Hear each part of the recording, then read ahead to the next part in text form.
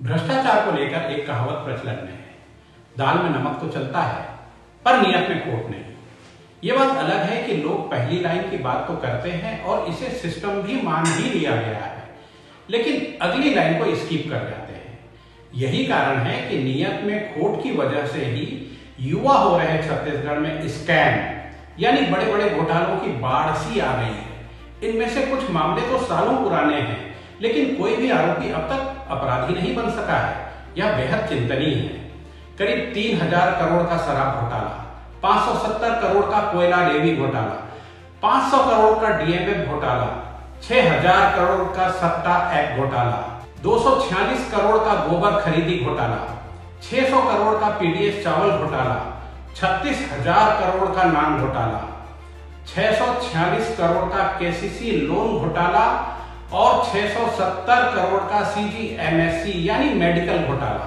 एक नजर में करीब 50,000 रुपए के ये बड़े घोटाले अब तक आरोप ही हैं। हो सकता है इसमें कुछ छूट भी गए होंगे, और फिर मैं तो छोटे घोटालों की बात ही नहीं कर रहा। अब बड़े घोटालों की फहरिस्त में एक नाम और जुड़ता हुआ दिख रहा है, वह है धान घोटाला। आज बात इसी पर होगी। जय हिंद, जय भारत, जय छत्तीसगढ़।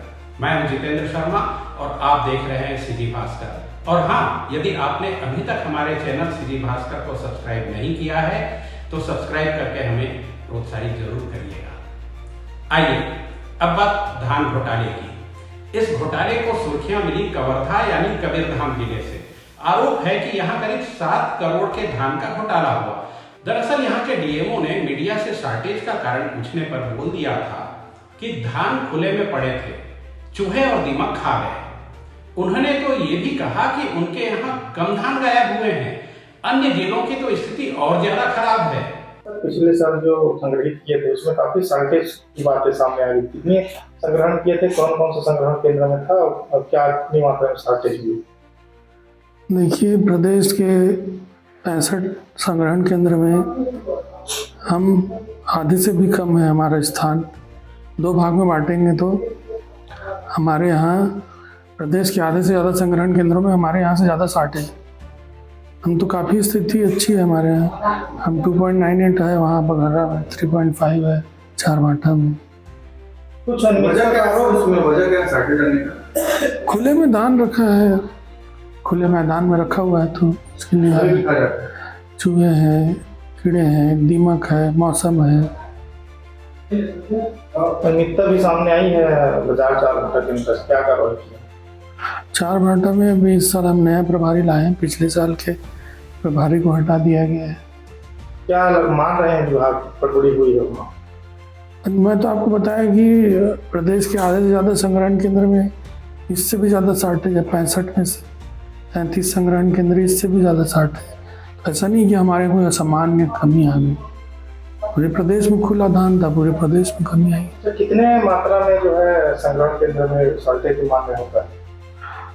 इस संबंध में मेरे को दस्तावेज देखना पड़ेगा और ये अभी तुरंत याद नहीं आ रहा है। अब विपक्ष के लिए यही मुद्दा बन गया और प्रदेश भर में चूहों की बारात निकलने लगी। हालांकि कलेक्टर ने उनकी बाइट का काउंटर किया और बताया कि शॉर्टेज का कारण सुखद है और यह एवरेज है।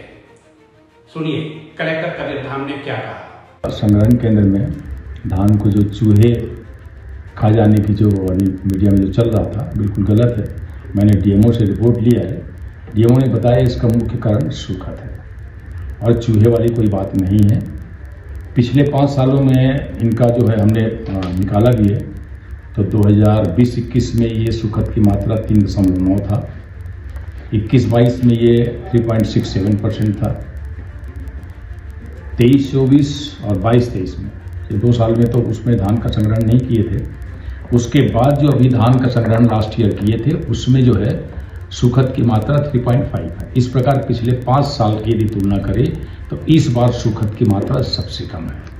इसके बावजूद सुखद आया है, उसके लिए हमने एक जांच कमेटी का गठन किया गया जो जांच कर रहे हैं। सचिव मार्केट के द्वारा जो है संग्रहण केंद्र प्रभारी को तत्काल प्रभाव से निलंबित कर दिया गया है और इसमें जांच भी चल रही है। डीएमओ को शोकास नोटिस जारी किया गया है और जांच में यदि कोई दोषी पाया जाता है तो उसके ऊपर कठोर कार्रवाई की जाएगी, किसी को बख्शा नहीं जाएगा। डीएमओ को किस बहरहाल कबीरधाम जिले से उठे धान घोटाले के इस बवंडर की जद में अब तक दुर्ग, बेमेतरा, बिलासपुर, जांजगीर चांपा, रायगढ़, शक्ति, रायपुर, गरियाबंद, महासमुंद, बलौदाबाजार, भाटापारा ये सब जिले आ चुके हैं। इसके अतिरिक्त और कितने जिलों को यह लपेटे में लेता है यह तो आने वाला समय ही बताएगा। इनमें से कुछ जगहों में कुछ छोटे स्तर के कर्मचारियों पर निलंबन की कार्रवाई की गई तो कहीं एफआईआर भी दर्ज कराया गया, कुछ की गिरफ्तारियां भी हुई। खबरों के मुताबिक कांकेर के पखानजोर में 50 करोड़ के घोटाले का आरोप कांग्रेस ने लगाया है तो बेमेतरा के एक संग्रहण केंद्र में 16 करोड़ से ज्यादा के धान गायब मिले। मुंगेली में 8 करोड़ से ज्यादा का फर्जीवाड़ा पकड़ा गया। यहां 5 लोग गिरफ्तार भी किए गए हैं। अन्य जिलों से भी ऐसी ही खबरें आ रही हैं। शक्ति जिले में पकड़े गए घोटाले ने तो सभी को आश्चर्यचकित कर दिया है।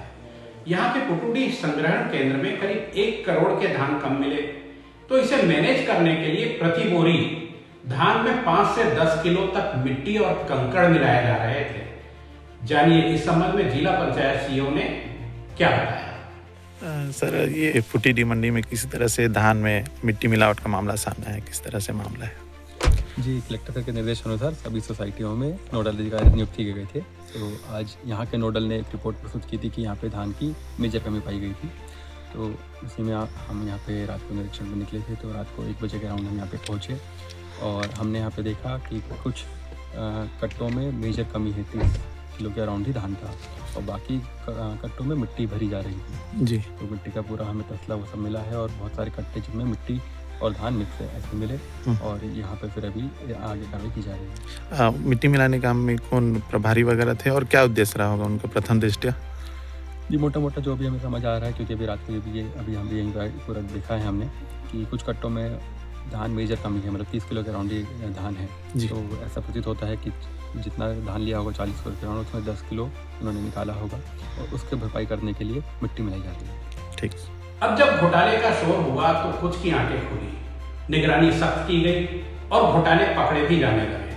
सरगुजा कलेक्टर अजीत वसंत, मुंगेली कलेक्टर कुंदन कुमार और बिलासपुर कलेक्टर संजय अग्रवाल ने टीम को कसा और मैदानी कसरत भी कराई तो कागजों में धान खरीदी बताकर उसका रिसाइकलिंग करने का बड़ा खुलासा हुआ।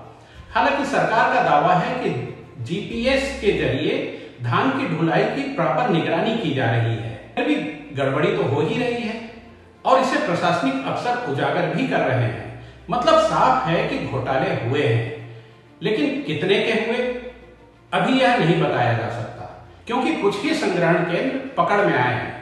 ईमानदारी से जांच होने पर ही सही आंकड़े सामने आ सकेंगे और फिर कार्रवाई देखने के लिए आप तैयार रहें। उसकी गति तो वही रहने वाली है, 9 दिन चले 2.5 कोस वाली। हो सकता है यह धान घोटाला भी नान घोटाला जैसा सामने आ जाए। इसी मामले में कुछ और सवालों के साथ मैं जल्द ही आपसे रूबरू होऊंगा। आप बने रहें सिटी भास्कर के साथ। जय हिंद, जय भारत, जय छत्तीसगढ़।